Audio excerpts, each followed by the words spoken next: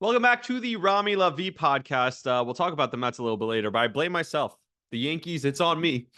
I mean, the New York Yankees, I said it, they were boring. They weren't entertaining me enough. So I had to go out and talk about how the Mets were more entertaining than the Yankees. And I stand by that. The Mets are extremely entertaining. We'll talk about that in a minute.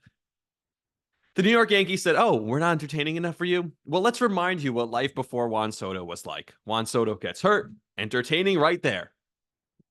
You have Aaron Boone lying through his teeth every single day. He could be available. He could be healthy. And he could be ready. I don't know. He's not going to go on the IL. Oh, for sure not on the IL. Now maybe he will go on the IL.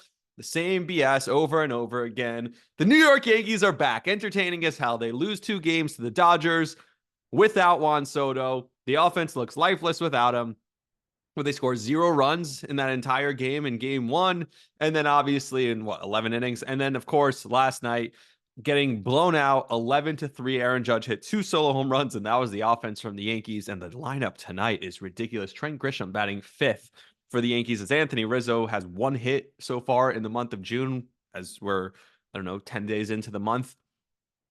And the Yankees stink again. So for all those people who thought that the difference with this Yankee team was not Juan Soto, that, oh, it's the whole team, it's not just Juan Soto, it's everyone. I mean, this is just a totally different vibe. No, the difference is Juan Soto. Juan Soto is everything about this team, and he's proving it, because when he's not there, which he's not right now, the team looks a hell of a lot worse, a hell of a lot different. And now he's going to go through a full workout today, and then we'll reevaluate him in the Kansas City series. He for sure should be back, but he could even pinch hit tonight, possibly. I'll believe it when I see it. I still think it's most likely this dude has surgery before we see him next. This is how the Yankees do it. They delay it, and inevitable, delay it, delay. And then it's like, oh, whoops, surgery. Goodbye, you're done. So the Yankees had to go after I opened my big mouth, and something that seemed just dumb, long rain delay, doesn't matter. Get him off his feet, get ready for the series against the Dodgers. No, the biggest series of the year for the Yankees, Juan Soto's out of it. Now, is it really the biggest series of the year for the Yankees? No, it's the Dodgers. It's the West Coast, not the same division. Who cares, right? Like, you started Cody Poteet. Like, it's not actually the biggest series. I don't want to downplay it because it's fun and the Dodgers fans, but at the end of the day, a series against the Orioles, who are your biggest competition in the American League, is a much bigger series. The fact that you took those games against Houston earlier, that's much bigger. That's a much bigger deal.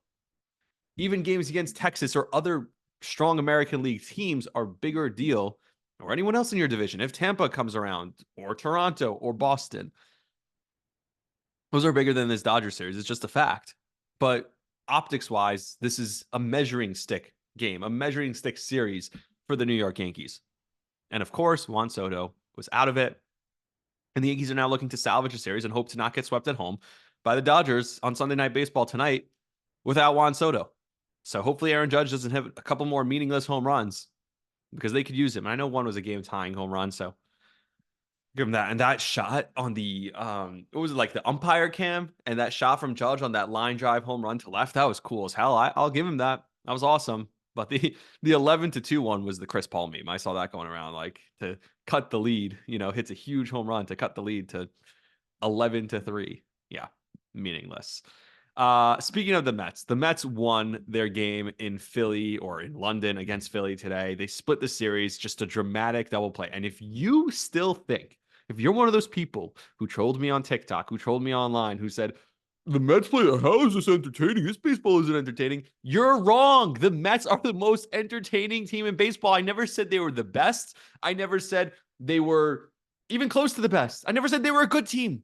I just said they are the most entertaining. They provide the most pure entertainment. You never know what's going to happen next. And you want to know, the numbers actually bear it out. No team in Major League Baseball has won more games when trailing after 8 innings than the New York Mets. And no team has lost more games when leading after 8 innings than the New York Mets. You never know what's going to happen next, whether they're up in the 9th, whether they're down in the 9th. The last 3 innings of a Mets game are by far the most fascinating thing to watch in sports, the most riveting, the most entertaining. Period. Stop. That's the end of it. That's the whole thing. That's all I said, and I stand by it. And actually, over the course of this series, they keep proving it. the Mets again and again prove that they play the most, bar none, the most entertaining brand of baseball. And I don't know if this team's good or not. I don't think they're this bad as their record is. And the split, as far as what it does for their season, means nothing to me. Obviously, it's better than losing to. And the way they won the second game, I mean, it would have been devastating if they would have lost that game. We heard Michael Kay talk about the flight home 17,000 different times. Oh, Pete Alonso, that's got to be a relieving flight home. Oh, and Pete, like, oh, guys, I can't hear shit out here. Oh, I hate Pete Alonso. I've grown to despise the guy. So that's totally besides the point. But like, do you really want to give 7 years to that guy who, like, he doesn't care? He's not the heart or soul. He's not the leader. Like, he's nothing. Like, Pete Alonso is like just this big lumbering power hitter who does nothing for you as a baseball team. Empty home run stats. I really believe. Like, I am done with Pete. And it was a nice scoop, great play at the end of the game. But my God. And by the way, the Orioles should trade for him because he doesn't need to be the face of that team. You just be just this guy that you bat fourth or fifth and hit home runs. That's it. But I digress on the Pete Alonso conversation. We'll get into that a little bit later. So I don't know what this team is. I get it. Yeah, splitting is fine. And it's against the Phillies. The Phillies had played 6 games against teams where they were still, because the Mets are so far under 500. But Phillies only played 6 games against teams with a record of 500 or better this year. So it's not like they've played a bunch of great teams. They're 4-2 in those games. Like, for contrast, the Yankees have now played 31 games against teams with a record over 500. The Yankees are 20-11 in those games after losing the last 2 to the Dodgers. Tonight will be game number 32. We'll see if they can improve to 21-11, 10 games over 500 against other teams whose record is over 500. Whereas the Phillies have only played 6 games against, so they've beat up on bad teams. That's what good teams do. And that's why the Phillies are the best team in baseball. So congrats. The Mets beat the best team in baseball in a game, I guess. A late comeback. It was exciting. Sure. Clap it up for the Mets. But does it mean anything? No. I said if they went out and swept, it would mean something, because then you're fighting your way back. You're coming home. You're excited about what's to come. I'll tell you what does mean something, not the wins. But the New York Mets, when they benched Jeff McNeil, that means something.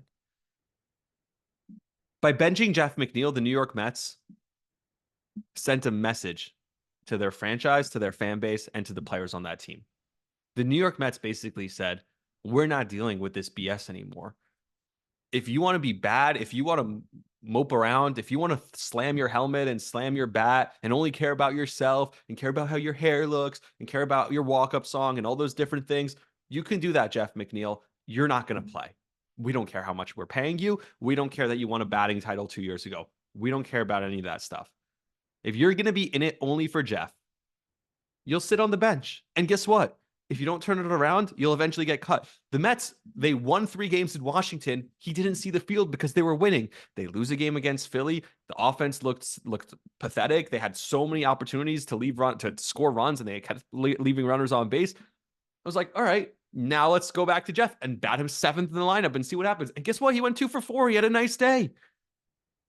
Because guess what? When you put a little pressure, when you put a little fire under someone's ass, when you hold people accountable, when you give your team a message, when you send your team a message that there's going to be accountability around here, people respond to it. I've talked about it 1,000 times with the Yankees. Gleyber Torres has never been benched for anything. Base running mistakes, errors, just dumb mental errors. Over and over and over, Gleyber does the same thing. Lackadaisical plays. And guess what? He's never improved. You know why? Because they've never, not once, held him accountable. Jeff McNeil was held accountable. We'll see if this lasts long term. And if it doesn't, they'll bench him again. Because this team is sending a message better than the Yankees, by the way. Better than any other team right now. A lot of other teams in sports, I should say. We're going to hold you accountable. If you don't put in the work, if you don't care, if you're only about you and not about the team, you won't play. And guess what? It worked for Jeff McNeil. And by the way, I should say this. Speaking of guys being held accountable. In game 1, the Mets don't lose that game if Starling Marte makes that play. The Phillies scored 6 runs in the 4th inning after a 2-out fly ball landed in front of Starling Marte that he kind of moseyed on over to. If he runs, if he hustles, and he makes that play and he ends the inning, who knows? The Phillies didn't score another run after that. 6 of their 7 runs were scored right there. The Mets could win 2-1. I'm not saying they would have. I'm not saying Philly would have stopped scoring or of course, we don't know how the game goes beyond that. I get it. And the Mets still had their opportunities to win that game. But Starling Marte, like a little bit of effort, like run. He's jogging slowly over and doesn't even reach out his glove. The ball just drops like a couple feet in front of him. And I get it. There's the weird grass and it took this giant hop. So I get it. Like, you don't want to make a mistake with runners on. It's okay. 1 run scores. Let's hold it there. And then the Mets couldn't get the final out after that. So it's not all on him. But think about how it could have been different if you do get out of that inning. So, another guy who needs to be held accountable in that case is Starling Marte, who's been, I thought, solid this year. He's been healthy. He's been not what you thought you were getting when you originally got him, but he's been a better version of what you could have expected from him this year. And that play was just a terrible play, but I expect the Mets are going to continue to hold guys accountable. That's what I love to see. You saw it with Jorge Lopez. They didn't cut him because he said that we're maybe the worst effing team in the league, which whether he said it or not, they didn't cut him because he threw the glove over into the crowd. They cut Jorge Lopez because the manager said one thing, said, I didn't like it. And Jorge Lopez says, I don't care. If you don't care what the bigger picture is, if you don't care what we're trying to do over here as a team, as an organization, as a franchise, you're not part of this team. Same goes for you, Jeff McNeil. That was a warning.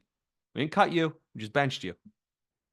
Came back, responded well to it after not playing for 4 or 5 games.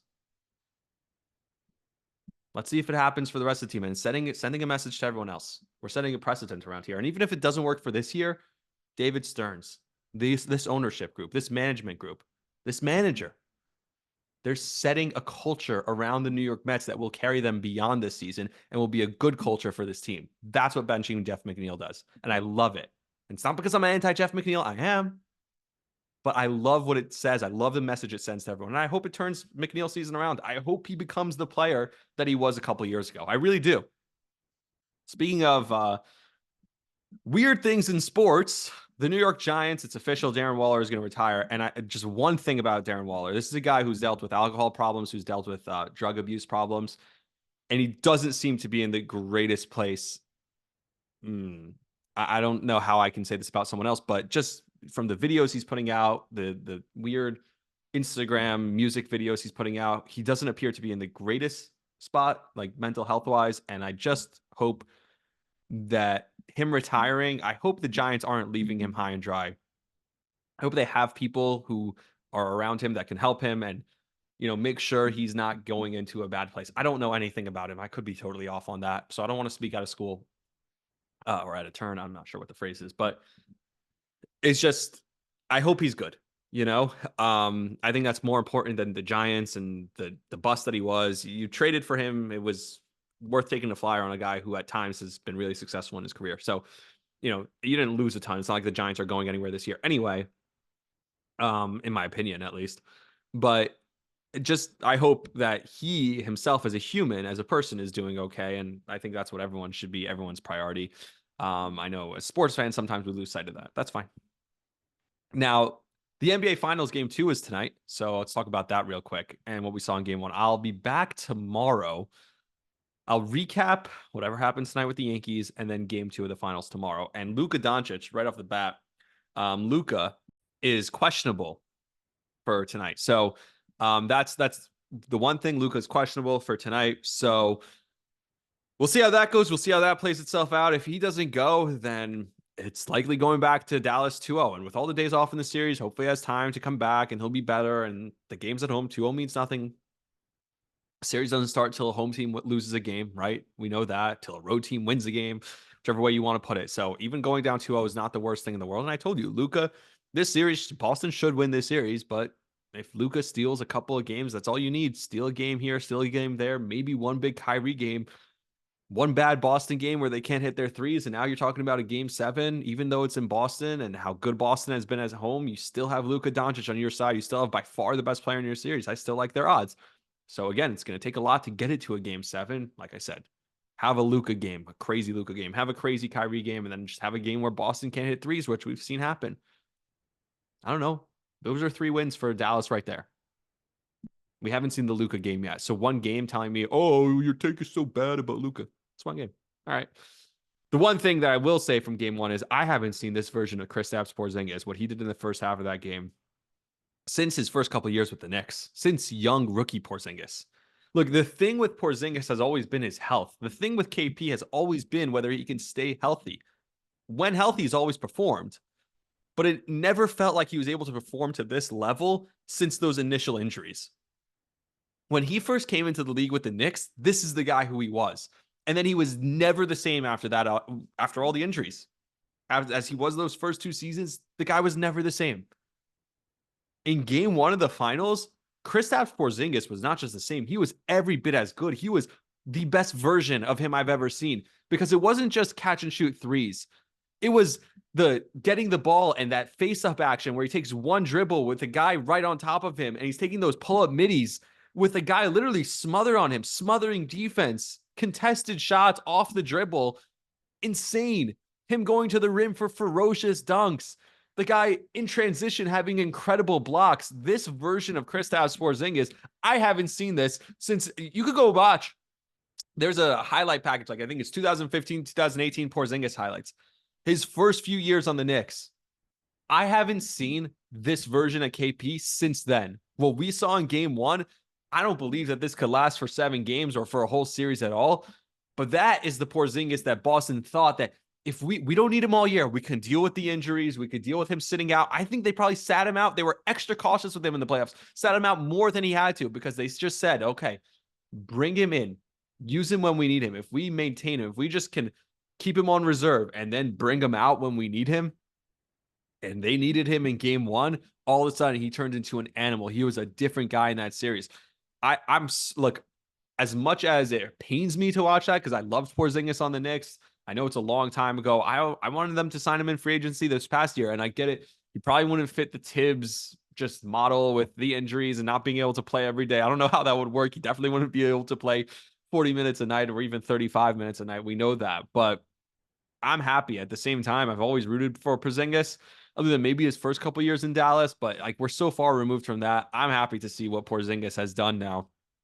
And it was so much fun to watch because when he's going at his best, there's no one else who could hit shots like that. That, like I said, it's not just the 35-foot, like he's hitting 32-foot threes where he's well beyond the arc, not even setting his feet, just catching and firing, and they're not knocking them down. The insane dunks in transition, the alley-oops, the athleticism he has. But then to get the ball on the block and work off the dribble, start on the elbow, turn around, face up, and take a shot over a guy who's right in his face, but he's just 7'3", so he knocks it down over them. Like there's nobody else in the league. Like this is Dirk-like stuff. This is incredible stuff. And I like, it reminds me that what his career could have been had he avoided the injuries, had it not been derailed, had he not been immature when he was first with the Knicks. He's talked about that himself. And it's kind of sad, but I'm rooting for the guy and we'll see what happens in game 2, the rest of the series, as long as he can stay healthy. If he can make this kind of contribution, I mean, we didn't see a big game from Jaylen Brown. He scored 22 points. We didn't see a big game. I think Tatum had 15 or 17 points. That's it, right? So it was the Porzingis show, and we'll see what happens. We'll see how, every game is its own story, especially when the games are this far spread out. It feels like every game is a new series, is a new storyline. So we'll see what happens, but I enjoyed the hell out of that Porzingis performance in game one. So that's all for me. I still think Boston probably goes up 2-0 tonight. I do think that, but that doesn't mean the series is even close to remotely over. All right. That's going to do it for me. Hats in the description. They have a new one called Caged, Never Stop Evolving, which is kind of a cool motto, Never Stop Evolving. I like that motto. So that's from Huga House. You could use the code Rami, RAMI, for 15% off your first order, or your order, any order, I think, from Huga House. So do that, buy the hats. They have shirts, a whole bunch of different stuff. So that's cool. And then like, subscribe, share the podcast. I appreciate it. Follow on TikTok, Instagram. We're trying to grow those channels again. So you can get short clips from the video. I post some of them on YouTube, but not a lot of them can go up on YouTube because YouTube in shorts limits you to 60 seconds. I have like a full 2 minutes if I need it on TikTok. Obviously, Instagram has 90 seconds. I also put out a long video, like a 2.5, almost 3-minute video of just some behind the scenes WFAN stuff. So check that out on my Instagram, TikTok as well, at Rami Levy. Just look up Rami Levy wherever, and follow me on Twitter. And like I said, like, subscribe, share the stuff. I appreciate everyone for listening. Until next time. See ya.